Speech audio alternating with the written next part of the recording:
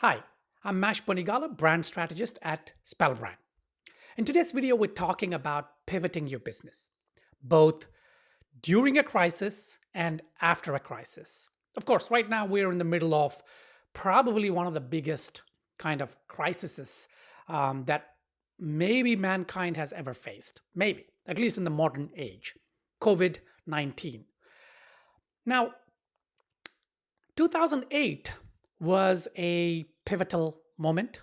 2012 again a little bit, but those were financial crises that were that resulted due to human kind of error, human kind of greed, so to speak.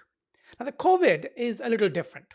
Now, of course, there are conspiracy theories that it was due to human kind of manipulation of the virus and all that. But let's just assume for a second that this is nature just fighting back. Okay, a little dramatic, but let's assume that this is a virus that just came about, right? So there is no nefarious reason behind it. But COVID-19 and this coronavirus, it's really shut the world down. It has shut the economy down all around the world. And we are actually right in the middle of it. Um, Once we get out of this lockdown and this whole process of trying to social distance and all that, and once we get a vaccine and we get back to normal lives, it is, I think, fair to say that things would not simply just go back to how they were, post COVID 19. In terms of how people think, in terms of how businesses operate, in terms of how consumers consume stuff. So, this is a great time to really think about your business if you're already in business. And I'll talk about starting a business in once I'm done with this. And in fact, I just created another video on starting a business during a crisis. Maybe you want to check that out. Now, a business can pivot, that is, change direction, change maybe even its core product or service, change the way it does things, change the business model. All that could be considered as pivoting, either because the business model is not working, or an external force like this COVID pandemic and the crisis. But you should not just pivot because there's a crisis, and after the crisis, which is post COVID, people are expecting that things would be a little different. So pivoting your business just for that is not the right thing. Just because somebody else is pivoting, you shouldn't be pivoting your business. Before you pivot, or rather to consider pivoting, you need to analyze. You need to analyze where your business is, your target audience, your customers, their pain points, and how they may be affected post COVID.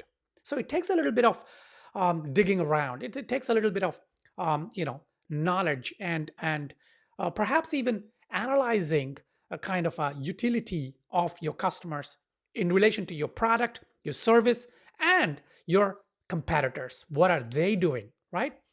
Now, typically in all my videos, I advocate not looking at your competition, right? Moving away from competition and not really doing one up on your competition. But for this particular video, I think you do need to look at the competition, because we're talking about pivoting your business. We're talking about moving either your business model, your product, your service, your process, whatever it is, right? You're making changes to move, to sort of change the face of your business, or even the core of your business. Now, the reason you need to look at your competition is to find out what is happening. What are the others thinking about? How are they dealing with this crisis? And also maybe to see some indicators of what they might do post COVID. But then again, that's just for knowledge. That's just for analysis. It is not to say, okay, they're going online, so let's also go online, right? Going online, of course, is fundamental, and irrespective of whether this pandemic and this crisis, um, businesses should always think about going online if they are not already online. So, if you're a brick and mortar kind of business, if it's a physical business, face to face business, let's just take an example: wine tastings, right? So, wine tastings, if you're in the business of wine tasting, so if it's a club or if you're an organization that organizes wine tastings, then it is safe to assume that it is a face-to-face physical kind of a business, right? I mean, you can't really taste wine online. But there have been cases where these companies have pivoted, and I will show you one example right now. It's a great pivot, and you'll understand what I'm talking about. And the example I take is Club Vino. Okay, so this was a company, this was a brand that did wine tastings.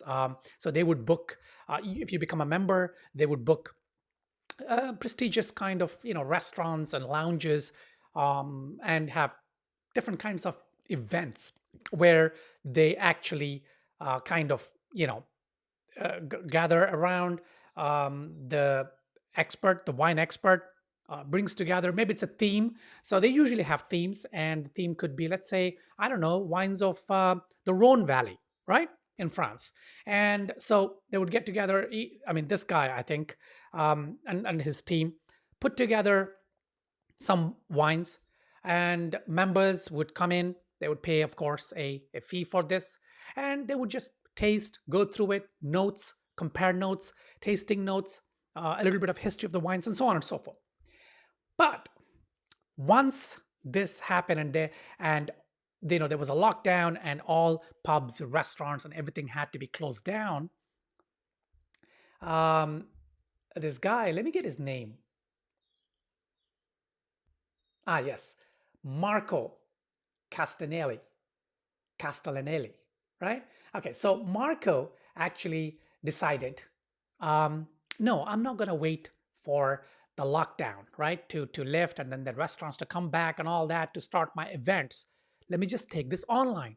So he quickly put together, and of course, this was also based on requests from customers, from his club members.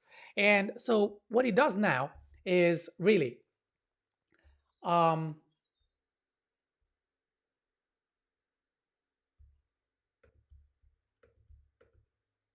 is actually so now what they do, what Marco has done is he makes, or he creates these packages with 6 or 12 different wines based on a theme. And you can see the themes here. You got the white wine, the red wine, the mixed wine, the luxury wine, the sparkling wine, things like that.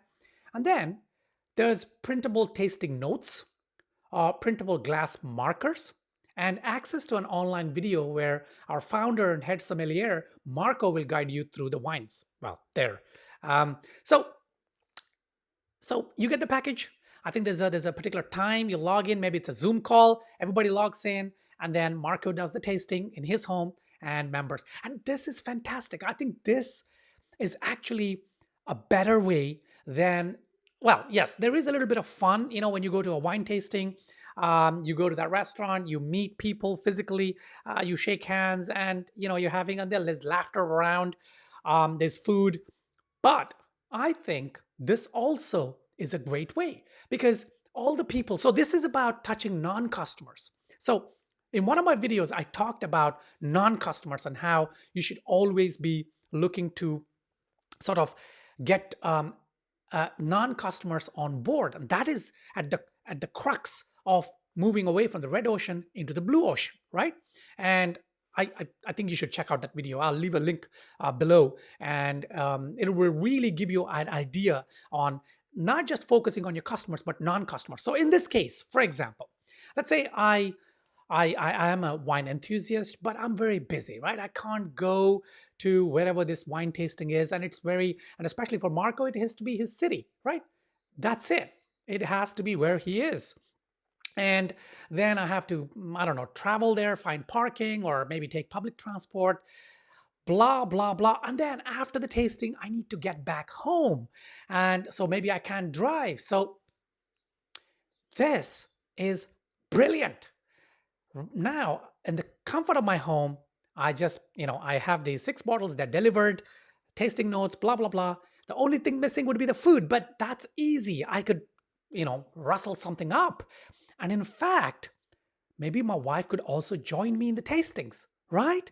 So this is pivoting. This is going from a red ocean to a blue ocean. This is about scaling. This is how you need to be thinking on how to innovate your business, innovate your product or service. Of course, not all businesses can go online, but I think they can. Service oriented, especially products, yes, you still need to have the physical element, but that's how you need to think. Okay, so think about how you can pivot your business, the pain points, and how you can actually improve, and also then you adjust your marketing accordingly, right? So Club Vino completely changed overnight. They changed their messaging. It's experience a Club Vino wine tasting in the comfort of your home. That's it. That became their primary kind of messaging. Prior to this, it was all about book an event, book, book, book. But now it's about your home, home, home. So adjust your marketing. And just remember that in your business, this is about empathizing with your customers, not about just pitching, right? Your customers don't want a pitch. So stop talking about COVID. I mean, here you would see, yeah, when you actually go to the website, there's one message about COVID-19, and that's, I guess, for this business, it's relevant, and it simply says, due to COVID-19, all our events are canceled. But that's about it. The rest of it is not about COVID. They have actually changed their business model. They've actually changed um, their entire kind of pitch, right? So you can see here, it's about the comfort of your home. So you don't just talk about COVID. In fact, don't talk about COVID, right? If you change, if you pivot and you change your marketing message accordingly, no pitches. Just be direct in terms of the messaging. Let the message actually align with the pain points of your customers and how you're pivoting, right? For this pandemic, even not, if not, right? If you're just pivoting. And another great thing about pivoting is to cut out all non-essentials, right? So if I'm just still assuming that this is about going online and finding those opportunities, there's probably a lot of business expenses that are non-essential, right?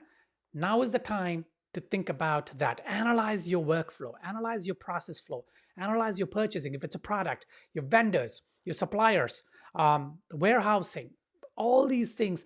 Analyze each step of not only the buyer's process, right, buyer's journey, to see where you can pivot, but also your own kind of um, uh, production process to see where you can actually make a change, where you can cut out non-essentials. Because one of the fundamental pillars of moving from a red ocean to a blue ocean is not about adding, but about removing, right? Removing unnecessary features, for example, of your product or service, removing unnecessary steps in the process, the hoops that you make your buyers jump through, or the hoops that you jump through. Just analyze and think, could we improve this process? Why am I doing this? Why does my product come to me and then sits in a warehouse and then comes to my house? Whatever. You see where I'm going, right? So think through that. And just remember that during pivoting, one of the things is content strategy. Your content strategy has to be really take front seat. So, like I said, you have to adjust your marketing message, but that happens with your content strategy. Analyze your content strategy. What are you doing right now, right? You even during this crisis, what are you doing? What kind of content are you putting out? Is it just updates on your website, or do you have a blog? Do you have a podcast? Do you have a YouTube channel, videos? What are you doing, right? So analyze those and think how, if your content strategy has to change to accommodate your pivoting, to accommodate at least potential to pivot, to accommodate reaching non-customers. Reach non-customers. That is the mantra of the day, right? And content strategy, of course, is at the core of it. And the final thing, at least for this video, is to build your personal brand. Now is the time to build your personal brand. Your personal brand, and I've done a series of videos on how to build a personal brand. I'm going to leave a link below. I think I did, I don't know, 8 or 10 different videos on each step of building a personal brand. And I urge you to watch those videos and really start building your personal brand. Your personal brand is what's going to save you when your business is affected by external forces. It could be a financial crisis. It could be a lockdown. It could be, I don't know, a complete overnight change in consumer behavior, right? They're no more buying your products or service because there's a disruption that came about. And if you remember, like, for example, Uber disrupted the public transport system overnight. Something similar, right? What if something comes along and people stop buying your product or service, right? So your personal brand then can help you pivot to a different product or service. And so you need to build your personal brand. And please watch those videos of the personal brand, how to build a robust personal brand. All right. So I hope you found this video useful. If you are in the process of pivoting and you want me to consult with you, you want to pick my brain, you want me to come up with a strategy for you, then there's a link below. Click on it, schedule a one-on-one video call with me. And of course, I will do research and a strategy kind of playbook beforehand. And then we get on the call and then we'll see how you can pivot, the best way to pivot, and what's happening with your non-customers, things like that. Otherwise, if you just have questions, then just leave them below and I will try and answer them. Till my next video, take care.